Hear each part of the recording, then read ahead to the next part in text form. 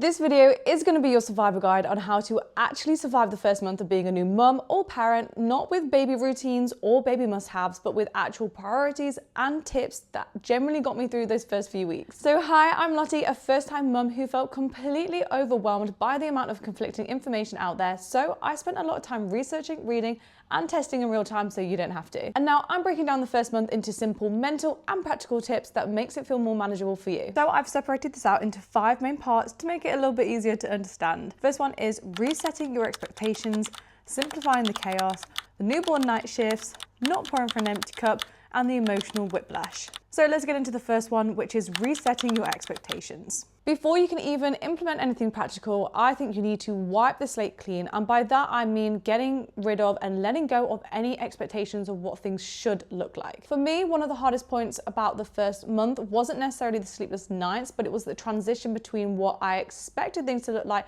and what it actually was, because I haven't walked this path before. And I'm someone who gets a lot of comfort from preparing and researching and knowing exactly what it was. And that's exactly what I did in this situation.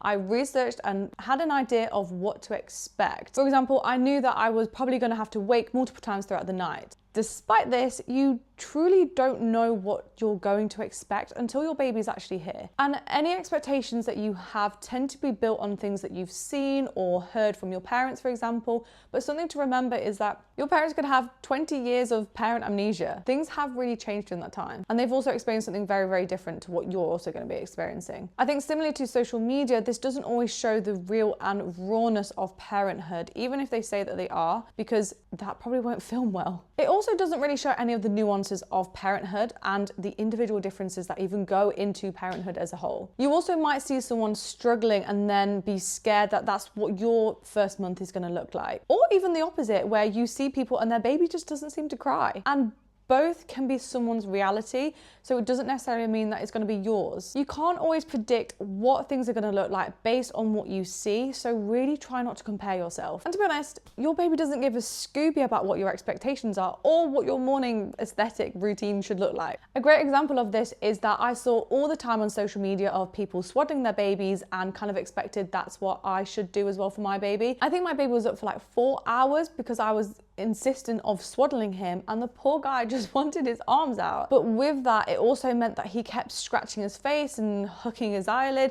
so I had to put scratch mitts on him. And I know people say don't put scratch mitts on your babies because it's good for them to explore their hands, but to be honest, at that point he was exploring blindness, so we had to put mitts on him to stop it, and he even has a scar on his face to this day. But this is a great example of having expectations and trying to enforce it instead of just following what my baby wants. It's also really easy to think that you're doing something wrong based on what you see, or if you feel like you're struggling. But the reality is that there is no golden rule of what a mother should look like, because it looks different for everyone. And if you are struggling, then please remember that it's not because you're bad at this. You're learning, you and baby, you're literally both doing this for the first time. And I do want to clarify that setting unrealistic expectations doesn't mean that you're going to have an absolute horrendous time. There's expectations for yourself and what you should be doing, but then there's also expectations for your baby and kind of what to expect with the baby bubble as a whole. And I think you want to be flexible during this time, because by reducing your expectations of yourself during this period means that if you don't hit those expectations, there's nothing to feel bad about. Just keep an open heart to exploring and being in the moment, so you can apply all the practical tips later. Now we're on chapter 2, which is simplifying the chaos. In a decade's time, you aren't going to look back at how many times the dishwasher was unloaded. Right now, the most important thing is making sure that you look after yourself and you look after baby. Literally everything else is just a blip on the radar. There is so much pressure about trying to stay on top of life when you are freshly postpartum, and this is definitely something that I felt that I experienced. And to be honest, some days I just felt like I sat on the sofa, all I did all day was just feed my baby. My partner had to remind me that the bins, they can wait. Your job right now is to look after the baby, and if that means all you do is sit on the sofa and feed, you're doing your job. And if you do have that support system, don't be afraid to utilize it. But most things can wait, and this is only temporary. So to start with, you need to simplify the chaos and remind yourself of the priorities and what are the most important things right now. Then you can add in other elements like making sure you have a shower every day, get out the house every day, including and eating nutritional meals. You can start to add those things in later, but do remind yourself of the most important things first. Some things that really helped me during that time as well is baby wearing and doing contact naps as well. This is very freeing and really frees up your hands, so you can go and do other stuff as well around the house. And a lot of babies at the start don't want to be put down. So I would encourage you to lean into it. You're not going to spoil your baby. You're not going to create a rod for your own back. They don't even realize that they're separate from you at the start. So baby wear, free up your hand, do all the things that you want to do. Next, I want to touch on the newborn night shifts. Now, I've included this as a separate part because I do feel like this is one of the most difficult stages of the newborn stage because losing sleep is never easy. So when it came to the night feeds or the newborn night shift, one thing that really helped me was reframing my perspective of it. Instead of going in thinking about how can I fix this? So instead of viewing it as a pain that I had to get up every few hours to feed the baby and trying to come up with ways to fix the sleepless nights, I tried to view it as how can I make it easier to cope? So what I would do is I would get everything that I need ready the night before. So any of my breastfeeding essentials, the changing essentials, snacks, water, everything that I needed and all my supplies I had out ready. I do think this just really helped me make sure that I have everything there and kind of minimize the amount of time that I was up because I had everything there by my side. I would also try and reframe my thinking whenever he was crying or struggling to go back to sleep. I would try and view it as he's having a really hard time coping with being outside of the womb, not as this really annoying sound.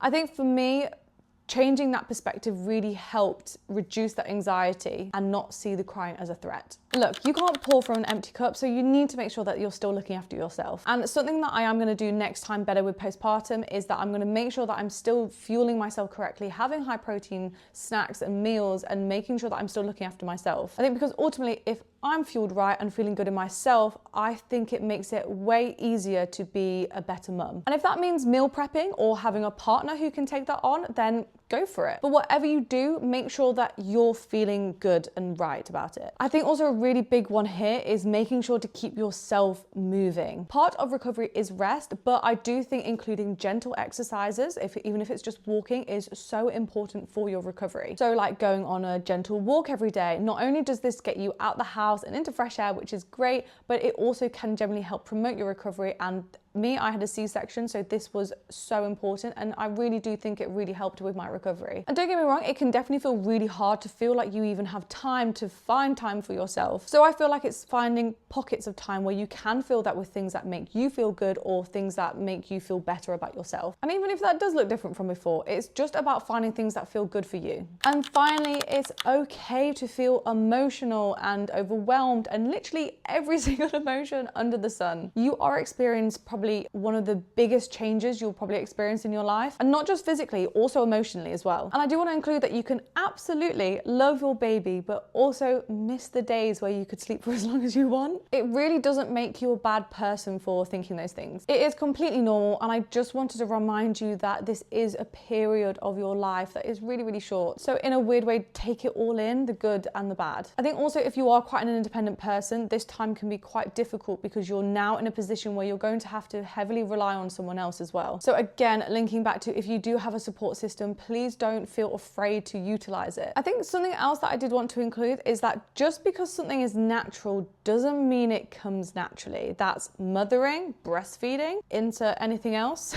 It's still okay to learn and try and figure these out as you go. I thought breastfeeding was going to be really easy because it's natural, it's the most natural thing, but boy, was I wrong. My baby had tongue ties, so he really struggled with the latch and it was extremely painful. So basically, me and him had to learn how to do this, and it really felt far from natural. But like I said before, you and baby are figuring this out together. So if you're in your first month right now, congratulations, and I really hope that this made you feel less alone, and a reminder that you're not meant to have this all figured out. This time is all about learning and embracing this new version of yourself. So if you want more helpful videos like this, then I would love for you to join the family, like and subscribe, as I'm sharing everything that I wish I knew.